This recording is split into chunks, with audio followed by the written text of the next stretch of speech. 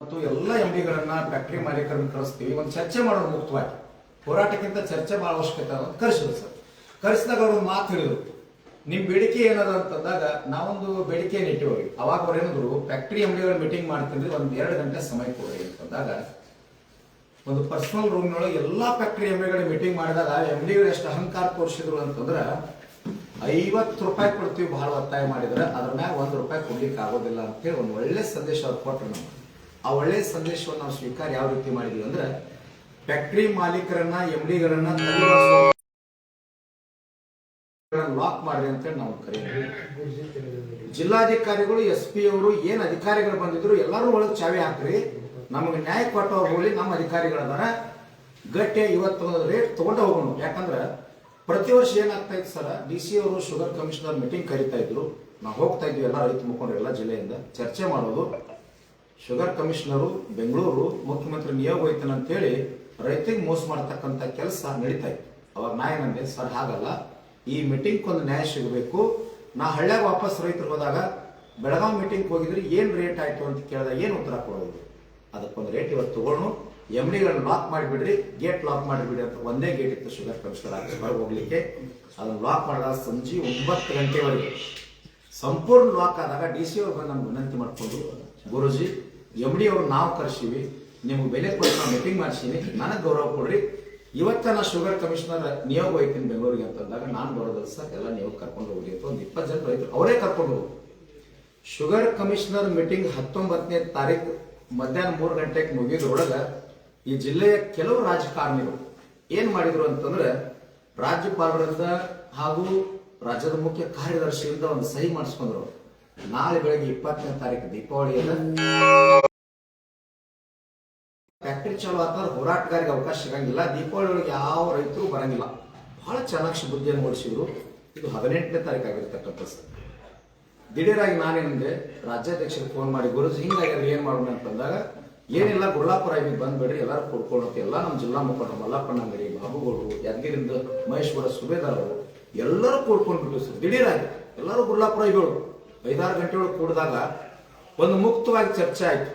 ನೋಡ್ರಿ, ಜಿಲ್ಲೆಯೊಳಗೆ 29 ಫ್ಯಾಕ್ಟರಿ ಅದಾವ.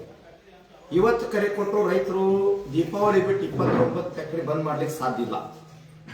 ಹಾಗಾಗಿ ಏನ್ ಮಾಡೋಣ ಅಂದ್ರೆ, ನನ್ನ ವಿಚಾರ ಏನದ, ಜಿಲ್ಲಾ ಉಸ್ತುವಾರಿ ಸಚಿವರು ಜಿಲ್ಲೆಗೆ ಮುಖ್ಯಮಂತ್ರಿ ಇದ್ದಾಗ ಅವ್ರ ಫ್ಯಾಕ್ಟರಿಯನ್ನು ಬಂದ್ ಮಾಡೋದು. ಅದು ಬಂದ್ ಮಾಡಿದ್ರೆ ಜಿಲ್ಲೆ ಎಲ್ಲ ರಾಜ್ಯಕ್ಕೆ ಸಂದೇಶ ಹೋಗ್ತದ. ನಾವು ಒಂದೇ ಬೇಡಿಕೆ, ಬಿಲ್ ಬೇಡ, ಬಿಲ್ ಘೋಷಣೆ ಆಗೋ ಮಟ್ಟ ಯಾವುದೇ ಕಾರ್ಖಾನೆ ಚಾಲೂ ಮಾಡಬಾರ್ದು ಅಂತ ಅವ್ರ ಕಡೆಯಿಂದ ವಾಗ್ದಾನ ತಗೊಂಡು ಅಂತೇಳಿ ಬೆಳಗ್ಗೆ ದೀಪಾವಳಿಯನ್ನು ರೈತರು ತಿರಸ್ಕಾರ ಮಾಡಿ, ರೈತರಿಗಾಗಿ ದೀಪಾವಳಿ ಫ್ಯಾಕ್ಟರಿ ಬಂದ್ ಮಾಡೋಣ ಅಂತೇಳಿ ಸತೀಶ್ ಜಾರಕಿಹೊಳಿ ಫ್ಯಾಕ್ಟರಿ ಬಂದ್ ಮಾಡಿ, ಸಂಗನಕೆರೆ ಸರ್ಕಲ್ ನೋಡಿ 2 ತಾಸು ರಸ್ತೆ ಬಂದ್ ಮಾಡಿ, ಅಲ್ಲಿಂದ ರ್ಯಾಲಿ ಹೋಗಿ ಸತೀಶ್ ಜಾರಕಿಹೊಳಿ ಕಾರ್ಖಾನೆ ಬಂದ್ ಮಾಡಿ MD ಕಡೆಗಳಿಂದ ಲಿಖಿತವಾಗಿ ಬರ್ಸ್ಕೊಂಡು, ಯಾವ ರೀತಿ ಅಂದ್ರೆ, ಗುರುಜಿ ನೀವು ಬಿಲ್ ಘೋಷಣೆ ಆಗೋ ಮಟ್ಟ, ದರ ಘೋಷಣೆ ಆಗೋ ಮಟ್ಟ ನಾವು ಫ್ಯಾಕ್ಟರಿ ಚಾಲೂ ಮಾಡೋದಿಲ್ಲ ಅಂತೇಳಿ ಅವ್ರ ಕಾರ್ಖಾನೆ ಮಾಲೀಕರ ಜೊತೆ ಮಾತನಾಡ್ಕೊಂಡು ನಮ್ಗೆ ಶುಗರ್ ಕಮಿಷನರ್ ಮೀಟಿಂಗ್ ಆದರೂ ಸಹಿತ, ಜಿಲ್ಲಾಧಿಕಾರಿಗಳ ಪ್ರಯತ್ನ ಮಾಡಿದ್ರು ಸಹಿತ ಯಾವುದೇ ಫ್ಯಾಕ್ಟರಿ ಮಾಲಕರು MDಗಳು ಯಾರು ₹1 ಸಹಿತ ಹೆಚ್ಚು ಮಾಡ್ಲಿಕ್ಕೆ ತಯಾರಿಲ್ಲ ಸರ್. ರೈತ ಹೇಳ್ತಾನ, ಹೋರಾಟ ಮಾಡ್ತಾನ, ಮೀಟಿಂಗ್ ಮಾಡ್ತಾನ, ಇದನ್ನ ಅಲ್ಲಿ ಇಲ್ಲಿ ನಿಯೋಗ ಒಯ್ಯೋದು ಒಡೆಯೋದು, ಮೀಟಿಂಗ್ ಕರೆದು ಏನಾದ್ರೂ ಸಬೂಬ್ ಹೇಳಿದನ ಗಪ್ಚುಪ್ ಮಾಡ್ಬೇಕಂತೇಳಿ ಅವ್ರ ತಲೆಯೊಳಗೆ, ಅಧಿಕಾರಿಗಳು ರಾಜಕಾರಣಿಗಳ ತಲೆಯೊಳಗೆ. ಅವಾಗ ನಾನೇನು ವಿಚಾರ ಮಾಡಿದೆ, ಎಲ್ಲಿ ಹೋರಾಟ ಮಾಡೋಣ ಚಿಂತನೆ ಮಾಡಿದಾಗ ಮೊದಲು Harugeri cross, Belagavi DC office, Vidhana Soudha ಹತ್ರ ಅಥವಾ ಆತನಿ ಎಲ್ಲೆಲ್ಲೂ ಚರ್ಚೆ ಆಗ್ಲಿಕ್ಕಿತ್ತು. ನಾ ಏನಂದೆ, ಗುರ್ಲಾಪುರ್ ಕ್ರಾಸ್ ಬಹಳ ಯೋಗ್ಯ ಅದ. ರಾಜ್ಯದ ಈ ಕಡೆ ಗುಲ್ಬರ್ಗ, ಯಾದಗಿರಿ, ರಾಯಚೂರು ಕಡೆಯಿಂದ ಬರ್ಲಿಕ್ಕೆ, ಈ ಕಡೆ ತುಮಕೂರು, ಬೆಂಗಳೂರಿಂದ ಬರ್ಲಿಕ್ಕೆ, ಈ ಕಡೆ ಗದಗ, ಧಾರವಾಡದಿಂದ ಬರ್ಲಿಕ್ಕೆ, ಬಳ್ಳಾರಿ, ರಾಯಚೂರು ಕಡೆ ಎಲ್ಲರೂ ಬರ್ತಾರೆ, ಗುರ್ಲಾಪುರ್ ಕ್ರಾಸ್ ಹಾಕ್ಬಿಡ್ರಿ ಅಂತಂದೆ. ಅದು ನನಗೂ ಕೂಡ, ಯಾಕಂದ್ರೆ ರೈತರಿಗೆ ಬರ್ತಾರೆ ಸಾಯಂಕಾಲ ಮಧ್ಯಾಹ್ನ ಪ್ರಸಾದ ಹಾಕಬೇಕು, ಹಣ ಎಲ್ಲಿರ್ತವ್ರದ್ದು, ಯಾರ ಹತ್ರ ₹10 ಇಲ್ಲ. ಹೊರಟ ಹಾಕೊಂಡು ನೋಡೋಣ ಅಂತೇಳಿ ಬಿಸಿಲೊಳಗೆ ಕುಂತೀವಿ. ಬಿಸಿಲೊಳಗೆ ಕುಂತದ್ದನ್ನ ನೋಡಿ ಜನ ವಿಚಾರ ಬೇರೆ ಮಾಡ್ಲಿಕ್ಕೆ ಏನ್ ಮಾಡ್ತು ಅಂತಂದ್ರೆ, ರೈತ ಸಂಘದವರು ಒಂದು ಅಪವಾದಿತ ಇತಿಹಾಸದವ್ರು, ರೈತ ಸಂಘದವರು ಒಂದಿನ ಹೋರಾಟ ಮಾಡ್ತಾರ, 2ನೇ ದಿನ ಸುಟ್ಕೇಸ್ ಬರ್ತದ, ಯಾರೋ ಹಣ ಕೊಡ್ತಾರ, ಯಾವ್ದೋ ಫ್ಯಾಕ್ಟರಿ ಮಾಲೀಕ ಕರಿತಾನ, ಇಲ್ಲ DC ಕರಿತಾನ, SP ಕರಿತಾನ, CM ಕರಿತಾನ, ನಾಳೆ ಸಾಯಂಕಾಲ ಬಂದ್ ಆಗ್ತದೆ. ನಾನು ರೈತ ಮುಖಂಡರಿಗೆ ಒಂದು ಮಾತು ಹೇಳಿದೆ. ಉದಾಹರಣೆಗಾಗಿ ಬಾಬುಗೌಡ ಪಾಟೀಲ್ ಅಂತೇಳಿ ಒಂದು ಮಾತು ಹೇಳಿದೆ, ಅಜ್ಜಾರ ನೀವೇನ್ ಮಾಡತ್ತೀರಿ ಗಟ್ಟಿ ಐತಿ, ಜೀವ ಕೊಡಕ್ ನಾ ಸಜ್ಜದೀನ್ರಿ. ಆದ್ರೆ ಒಂದ್ ಮಾತು, ಕಶ್ಯಪಣ್ಣ ಅಂತ ಇಲ್ಲಿ ಒಬ್ಬರ ಮುಖಂಡರಲ್ಲ, ಅವರು ಕೆಲವು ಜನ ಏನಂದ್ರು ಅಂದ್ರ, ಗುರುಗಳ ನಾವು ಜೀವ ಕೊಡಕ್ ಸಜ್ಜಿದ್ವಿ, ನೀವು ಯಾವ್ದು ನಿರ್ಧಾರ ತಗೋತೀರಿ ಅದಕ್ಕೆ ನಾವು ಬದ್ಧ ಇವತ್ತು ಇಷ್ಟಿದ್ರಿಪ್ಪ ಸಾಕಂತ ಎಲ್ಲಾ ಮುಖಂಡರು ಪ್ರತಿಯೊಬ್ಬರು ವೈಯಕ್ತಿಕವಾಗಿ ಚರ್ಚೆ ಮಾಡಿದಾಗ ಒಂದು ಗಟ್ಟಿ ನಿರ್ಧಾರ ನನಗೆ ಬಂತು. ಮೊದಲನೇ ದಿನ ನಾವು ಹೋರಾಟ ಮಾಡಿದಾಗ ಜನರ ಸಂಪರ್ಕ ಒಂದು ಲೆವೆಲ್ ಇತ್ತು. ಎರಡನೇ ದಿನ ದೇವ್ರ ಕೊಂಡ ಜನ ಆಶೀರ್ವಾದ. ಮಧ್ಯಾಹ್ನ 12 ಗಂಟೆಗೆ ಮಳಿ ಪ್ರಾರಂಭ ಆಯ್ತು. ಮಳಿ ಹತ್ತಿದಾಗ ಟ್ರ್ಯಾಕ್ಟರ್ ಮ್ಯಾಗ ನಾನು ಏನ್ ಹಾಗೆ ಕೂತೆ, ರಾಜ್ಯದ ಜನತೆಗೆ ಒಂದು ಒಳ್ಳೆ ಸಂದೇಶ ಹೋಯ್ತು. ಒಬ್ಬ ಸನ್ಯಾಸಿ ಸ್ವಾಮೀಜಿ ಇದಕ್ಕೇನಾದ್ರೂ ನಾವು ಸಹಾಯ ಮಾಡಬೇಕಂತೇಳಿ ರೊಟ್ಟಿ ಕೊಡ್ಲಿಕ್ಕೆ, ಹಣ ಕೊಡ್ಲಿಕ್ಕೆ, ಪಟ್ಟಿ ಕೊಡ್ಲಿಕ್ಕೆ, ಬ್ಯಾನರ್ ಹಚ್ಕೊಂಡು ಬರ್ಲಿಕ್ಕೆ ಯಾರೋ ನೀರು, ಯಾರೋ ಹಾಲು, ಯಾರೋ ಮೊಸರು, ಯಾರೋ ಬಾಳೆಹಣ್ಣು, ಶ್ರೀಶೈಲ ಜಾತ್ರೆ, ಸಿದ್ಧಾರೂಢರ ಜಾತ್ರೆಯನ್ನ ನೆನಪು ಮಾಡ್ತಕ್ಕಂಥ ಕಾರ್ಯಕ್ರಮ 3 ದಿನದ ಪ್ರಾರಂಭ ಆಯಿತು. ನಾನು ನಿರೀಕ್ಷೆ ಇಟ್ಕೊಂಡಿದ್ದು 30 ರಿಂದ 50 ಸಾವಿರ ಜನಸಂಖ್ಯೆ ನನ್ನ ನಿರೀಕ್ಷೆ ಇತ್ತು. ನಿರೀಕ್ಷೆ ಮೀರಿ 3ನೇ ದಿನಕ್ಕೆ 3.5 ಲಕ್ಷ ಯಾವಾಗ ಸೇರ್ತು, ಈ ಚಳವಳಿಯನ್ನ ನಂಜುಂಡಸ್ವಾಮಿ ಅವರನ್ನ ನೆನಪು ಮಾಡ್ಕೊಂಡು ಮಾಡ್ಬೇಕಂತ ನನ್ನ ಸಂಕಲ್ಪ ಮಾಡ್ಕೊಂಡು ಕುಂತೆ. ಆ ಚಳವಳಿಯನ್ನು ತಪ್ಪಿಸೋ ಸಲುವಾಗಿ ಕೆಲವು ರಾಜಕಾರಣಿಗಳು, ವೈಯಕ್ತಿಕವಾಗಿ ಯಾರ ಬಗ್ಗೆ ನಿಂದೆ ಟೀಕೆ ಇಲ್ಲ, ರಾಜಕಾರಣಿಗಳು ಏನ್ ಮಾಡಿದ್ರು ಅಂತಂದ್ರೆ ಇದನ್ನು ತಪ್ಪಿಸ್ಬೇಕು ಅಂತೇಳಿ DC ಮೀಟಿಂಗು, SP ಮೀಟಿಂಗು, ಮುಖ್ಯಮಂತ್ರಿ ನಿಯೋಗೋ ಅಥವಾ ಮೂಡಲ್ಗಿ ತಹಸೀಲ್ದಾರ್ ಕಚೇರಿ ಒಳಗ ವಿಡಿಯೋ ಕಾನ್ಫರೆನ್ಸ್ ಅಂತೇಳಿ ನಾನು ಒಂದು ಮಾತು ಹೇಳಿದೆ. ದೇವ್ರ ಕೊಂಡ ಜನ ಆಶೀರ್ವಾದ ಅದ, ಗುರುವಿನ ಕೃಪಾದ, ಜನರ ಸಹಕಾರ ಸಿಗ್ಲಿಕ್ಕತ್ತದ. ನ್ಯಾಯ ಸಿಕ್ಕ್ರ ಗುರ್ಲಾಪುರ ಕ್ರಾಸ್ ಒಳಗ ಸಾರ್ವಜನಿಕರ ಮುಂದೆ ಮಾತಾಡಬೇಕು, ಇಲ್ಲೇ ನ್ಯಾಯ ಸಿಗ್ಬೇಕು. ನಂಜುಂಡಸ್ವಾಮಿ ಅವರ ತತ್ವಿತ್ತು, ಅಧಿಕಾರಿಗಳ ಬಂದು ಮುಂದೆ ನಿಲ್ಲಬೇಕು, ನಾವು ಅವ್ರಿಗೆ ಪಾಠ ಹೇಳ್ಬೇಕು, ನಾವು ಮಾಡಿದ್ದು ಕಾನೂನು ಆಗ್ಬೇಕಂತ ಹೇಳ್ತಾ ಇದ್ರು. ಆ ಧ್ವನಿ ನನಗೊಳಗ ಪುನರುಪಿ ಆಗ್ತಾ ಇತ್ತು. ಅವಾಗ ನಾ ಅಂದೆ, ಈ ವೇದಿಕೆ ಹುಡುಗ ಗಟ್ಟಿ ಆಗ್ಬೇಕಂದ್ರೆ 4ನೇ ದಿವಸಕ್ಕೊಂದು ರೂಪ ತಗೊಳ್ತು. 5ನೇ ದಿವಸಕ್ಕೆ ಸಂಪೂರ್ಣ ತಲೆವಾಗಿ DC ಅವರ ನೇತೃತ್ವದೊಳಗೆ ಎಲ್ಲ ರೈತ ಮುಖಂಡರ ಸಹಕಾರದಿಂದ ಇವತ್ತು ರಾಜ್ಯದ ರೈತರಿಗೆ ಒಂದು ಬೆಲೆ ಬಂದಿರತಕ್ಕಂಥದ್ದು, ಅನ್ನದಾತನಿಗೆ ಒಂದು ಬೆಲೆ ಬಂದಿರತಕ್ಕಂಥದ್ದು. ಗುರುಜಿಗರೇ, ರಾಜ್ಯದ ರೈತ ಸಂಘದ ಗೌರವಾಧ್ಯಕ್ಷರಾದ ಶಶಿಕಾಂತ್ ಗುರುಜಿರಿ ಹಾಗೂ ರಾಜ್ಯ ಅಧ್ಯಕ್ಷರಾದ ಚುನಾಪಾ ಪೂಜಾರಿ ಅವರ ಸ್ಟ್ರಾಟಜಿ ಯಾವ ರೀತಿ ವರ್ಕ್ ಆಗ್ತಿದೆ ಸರ್? ಸ್ಟ್ರಾಟಜಿ ಅಂದ್ರೆ ಇಬ್ಬರು ಹೇಗಿದೀವಿ ಅಂದ್ರೆ, ನಾವು ರಾಜ್ಯದೊಳಗ ಮನಿನ ನಮಗ್ ಗೊತ್ತಿಲ್ಲ, ಗಾಡಿನ ಮನಿ ಆಗ್ಯದ, ಜನರ ಮನೇನ ನಮ್ಮ ಮನಿ ಪ್ರಸಾದ ಹೀಗಾಗ್ಯದ. ಈ 9 ದಿನದೊಳಗೆ ನಾನು ಒಂದೇ ಹೊತ್ತು ಊಟ ಮಾಡೀನಿ, ಅದ್ರೊಳಗೆ ಒಂದು 2 ದಿವಸ ಉಪವಾಸನ ಮಾಡೀನಿ. ಅಂದ್ರೆ ಚುನಪ್ಪ ಪಾಪ 3-4 ತಿಂಗಳಿಂದ ಮನೆ ಬಿಟ್ಟಾರ. ಹಿಂಗೆ ಎಲ್ಲಾ ಮುಖಂಡರು ಸರ್, ಇಬ್ರು ಸ್ಟ್ರಾಟಜಿ ಅಂತಲ್ಲ, ಇದಕ್ಕೆ ಸರ್ಕಾರ ಬಹಳ ಮುಖ್ಯ. ಪ್ರತಿಯೊಬ್ಬ ಸಣ್ಣ ಕಾರ್ಯಕರ್ತ ಈ ಕಡೆ ಅಥಣಿಯಿಂದ ಕಾಗವಾಡ ಹಿಡ್ಕೊಂಡು ಬೆಳಗಾವಿ ಜಿಲ್ಲೆ ಪ್ರತಿಯೊಂದು ತಾಲೂಕು, ಪ್ರತಿಯೊಂದು ಹಳ್ಳಿಯ ರೈತ ಮುಖಂಡರು ಒಗ್ಗಟ್ಟಾಗಿ ಬಲ ಕೊಟ್ಟಿರ್ತಕ್ಕಂಥ ಇದು ಬಹಳ ಮುಖ್ಯ. ಆಮೇಲೆ ಜಿಲ್ಲೆಯವರು ಗುರುಜಿ ನಿರಂತರವಾಗಿ 8 ದಿನಗಳ ಹೋರಾಟ ಮಾಡಿದ್ರಿ ಸರ್. ನಾನು ನೇರವಾಗಿ ಮಾಧ್ಯಮದಲ್ಲೂ ಹೇಳೀನಿ, ಈ ಸಭೆಗೆ ಬರ್ಲಿಕ್ಕೆ ಬಹಳ ಭಯ ಪಟ್ರು, ಭಯಭೀತರಾದ್ರು ಅಂತ ಅನಿಸ್ತದೆ. ಯಾಕಂದ್ರೆ ಒಂದು ಸಣ್ಣ ಮದುವೆ, ಮೂರ್ತಿ ಉದ್ಘಾಟನೆ, ದಾರಿಯೊಳಗೆ ಹೋಗಿ ಎಲ್ಲೆಲ್ಲೋ ಭೇಟಿ ಆಗ್ತಾರ. ಪಾಪಿ ರೈತನನ್ನ ನೋಡಿ ಏನೋ ಭಯ ಬಿದ್ದಿರ್ಬೇಕಂತ ನನಗೆ ಅನಿಸ್ತದೆ. ಕೆಲವೊಂದು ರಾಜಕೀಯ ವ್ಯಕ್ತಿಗಳ್ರಿ, ನಾವು ಬಂದ ನಂತರ ಇದು ಬೇರೆ ತಿರುವು ಪಡಿತು ಮಂದಿ ಮುಂದೆ ಹೇಳಾಕತ್ತಾರೆ.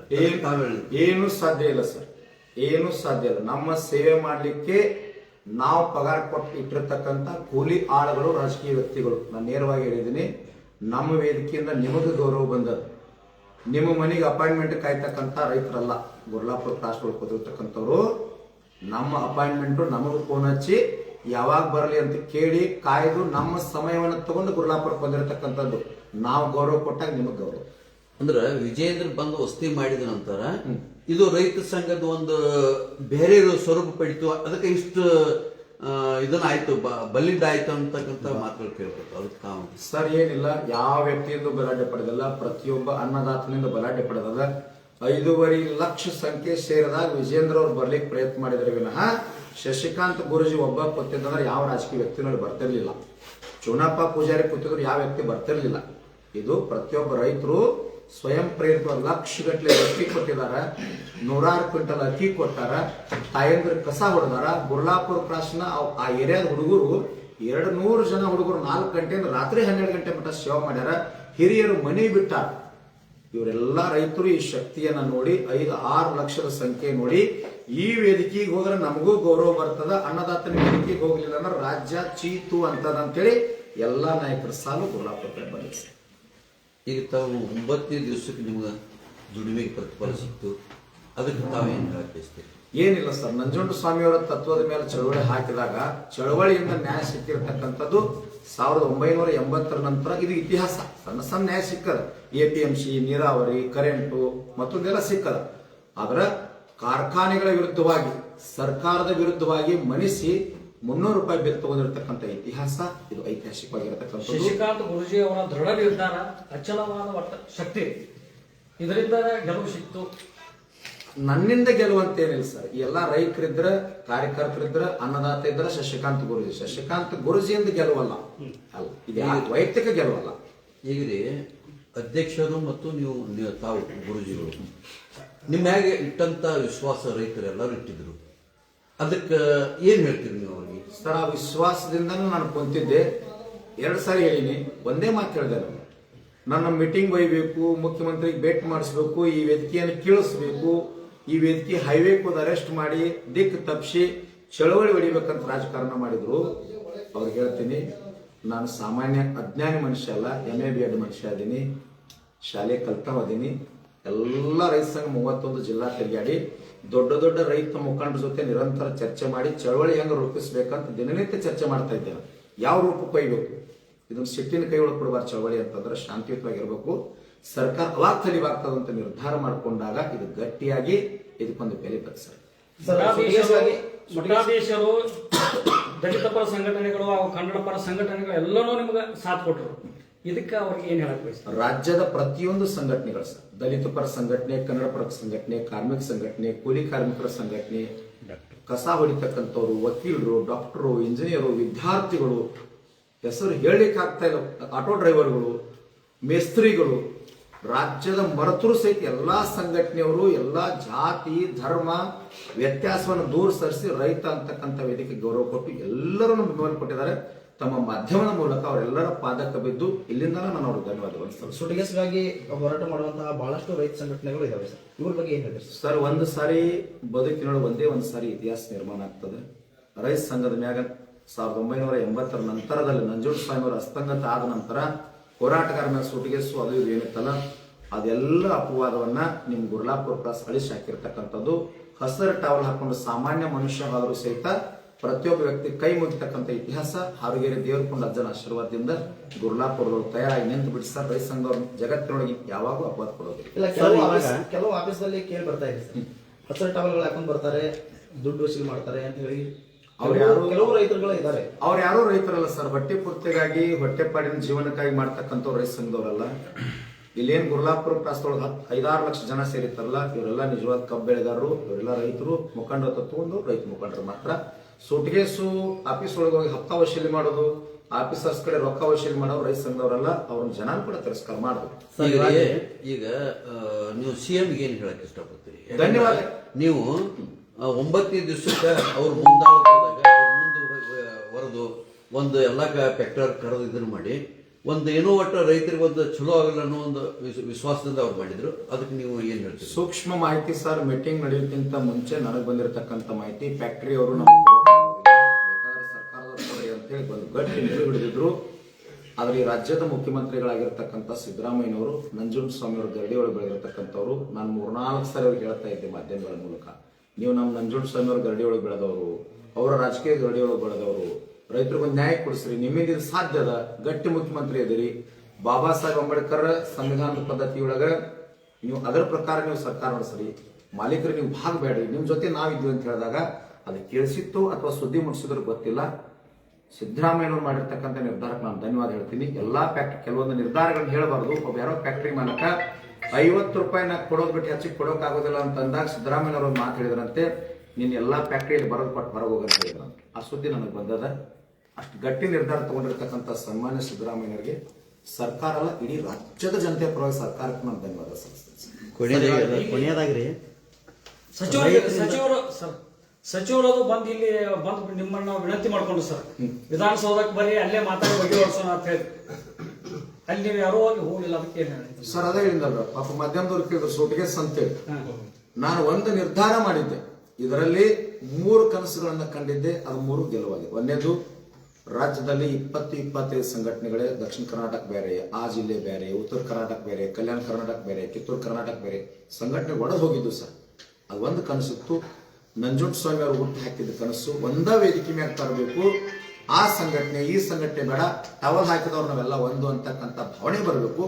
ಮೊದಲು ನಾವೆಲ್ಲ ಮುಖಂಡರು ಒಂದಾದ್ರೆ ರೈತರು ಒಂದಾಗ್ತಾರೆ. ನಿಮ್ಮೊಳಗೆ ಒಡಕ್ ಭಾವನೆ ಬೇಡ ಅನ್ನುವಂಥ ಚಿಂತನೆ ಇತ್ತು. ಈ ವೇದಿಕೆ ಅದನ್ನು ಕೂಡಿಸ್ಲಿಕ್ಕೆ ಪ್ರಯತ್ನ ಮಾಡಿದ್ರೆ ಸಾಕಾರ ಆಯಿತು. ಎರಡನೇದ್ದು ಬಿಲ್ ಘೋಷಣೆ ಮಾಡ್ಕೋಬೇಕಾಗಿತ್ತು, ಬಿಲ್ ಘೋಷಣೆ ಮಾಡಿದ್ವಿ. ಮೂರನೇದು ಏನು ಅಂತಂದ್ರೆ ರಾಜೀವ್ ಶೆಟ್ಟಿ ಮಹಾರಾಷ್ಟ್ರದೊಳಗೆ ಸಭೆ ಕರೆದಾಗ ಎಲ್ಲಾ ಫ್ಯಾಕ್ಟರಿ ಮಾಲೀಕರು ಬಂದ ನಿಂತು ರಾಜೀವ್ ಶೆಟ್ಟಿ ಏನು ಘೋಷಣೆ ಮಾಡ್ತಾನೆ ಅದನ್ನ ಬಿಲ್ ಕೊಡ್ತಾ ಇದ್ರಲ್ಲ, ಮುಂದಿನ ಸಾರಿ ನನ್ನ ಕನಸದ ಗುರ್ಲಾಪುರ ಕ್ರಾಸ್ನೊಳಗೆ ನಮ್ಮ ರೈತ ಸಂಘಟನೆಯವ್ರು ನಿಂತು ಏನು ಘೋಷಣೆ ಮಾಡ್ತಾರ ಆ ಫ್ಯಾಕ್ಟರಿ ಬಿಲ್ ಕೊಡ್ಬೇಕಂತೇಳಿ ಆ ನಿರ್ಧಾರಿತ ಮೂರು ಸಾಕಾರ ಆಗಿದೆ ಸರ್. ನಿಮ್ಮ ಪ್ರೀತಿಯ ಕೂಗಿಗೆ ಲಕ್ಷಾಂತರ ರೈತರು ಬಂದ್ರೆ ಆ ರೈತರಿಗೆಲ್ಲ ಏನ್ ಹೇಳಕಂತ? ಏನಿಲ್ಲ ಸರ್, ಜನರ ಸೇವೆ ಮಾಡಿದ್ದಕ್ಕಾಗಿ ನಾನು ಬಹಳಷ್ಟು ಪ್ರವಚನಕ್ಕೆ ಹೋಗ್ತಾ ಇದ್ದೆ, ತಮಗೂ ಗೊತ್ತದ.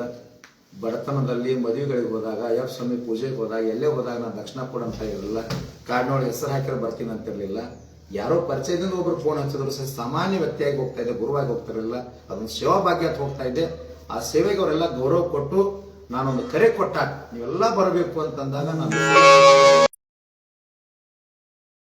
ಹನಿ ಹಚ್ಚಿ ಇಲ್ಲಿಂದ ಸಾಷ್ಟಾಂಗ ಹಾಕಿ ಅವರೆಲ್ಲರೂ ಸ್ವಲ್ಪ ದಂಗೆ ಆಯ್ತಲ್ಲ, ಅದಕ್ಕೆ ಹೇಳಕ್ಕೆ ಇಷ್ಟಪಡ್ತೀನಿ. ನಾನು ಅವಾಗಲೇ ಪ್ರೆಸ್ ಮೀಟ್ ಕರೆದು ಹೇಳಿ ಸರ್, ರಾಜ್ಯದ ರೈತ ಸಂಘಟನೆಯಿಂದ ರಾತ್ರಿ ನಿರ್ಧಾರ ತಗೊಂಡ್ವಿ.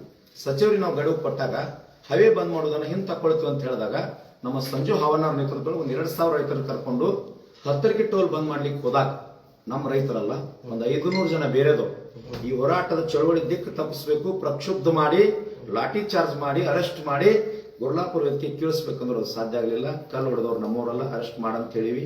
ಕಲ್ಲು ಹೊಡೆದವ್ರ ರೈತರು ಎಲ್ಲ ವಿಡಿಯೋ ಅದ, ತಮ್ಮ ಮಾಧ್ಯಮಕ್ಕೂ ಬರ್ತದೆ. ಆದ್ರೂ ಏನಾದ್ರೂ ಪೊಲೀಸ್ ಅಧಿಕಾರಿಗಳಿಗೆ ಸಣ್ಣ ಪುಟ್ಟ ಗಾಯಗಳಾಗಿದ್ರೆ ನಮ್ಮ ಚುನಪ್ಪ ಪೂಜಾರಿ ಅವರ ನೇತೃತ್ವದಲ್ಲಿ ನಮ್ಮೆಲ್ಲರ ಸಾರಥ್ಯದಲ್ಲಿ ಅವರೆಲ್ಲರೂ ಕೂಡ ಕ್ಷಮೆ. ಸರ್, ಇವಾಗ ರೀ ಕೆಲವು ರೈತರು, ಪ್ರಗತಿಪರ ರೈತರಾಗಿರ್ಬೋದು ಅಥವಾ ನಿಮ್ಮ ಹಿಂಬಾಲಿಕರಾಗಿರ್ಬೋದು ಸರ್, ಈಗ 3,300 ಮುಕ್ತ ಅವಕಾಶ ಯಾರಿಗೆ ಒಪ್ಪಿಗೆ ಅದವ್ರು ಒಪ್ಪಿಕೋಬಹುದು. ಪ್ರಜಾಪ್ರಭುತ್ವ ವ್ಯವಸ್ಥೆ, ಹೋರಾಟ ಮಾಡ್ಲಿಕ್ಕೆ ಎಲ್ಲರಿಗೂ ಮುಕ್ತ ಅವಕಾಶ ಇದೆ. ನಾವು ಕೇಳಿದ್ದು 3,500, ಕೊಟ್ಟದ್ದು 3,300. ಕೇಳೋದ್ರ ಜಾಸ್ತಿನೇ ಕೇಳಬೇಕಾಗ್ತದ, ಹೊಂದಾಣಿಕೆ ಆಗ್ಬೇಕಾಗ್ತದೆ. ಈಗ ನಾಳೆ ಫ್ಯಾಕ್ಟ್ರಿ ಚಾಲೂ ಆಗಲಿಲ್ಲ ಅಂದ್ರೆ ರೈತರು ಏನ್ ಹೇಳ್ತಾ ಇದ್ರು, 1,000 ರೈತರು ಮುಖಂಡರು ನನ್ನ ಕರೆದು ಮೀಟಿಂಗ್ ಮಾಡಿದ್ದಾರೆ ಮುಗುಳ್ಕೋಡು ಮಠದಲ್ಲಿ.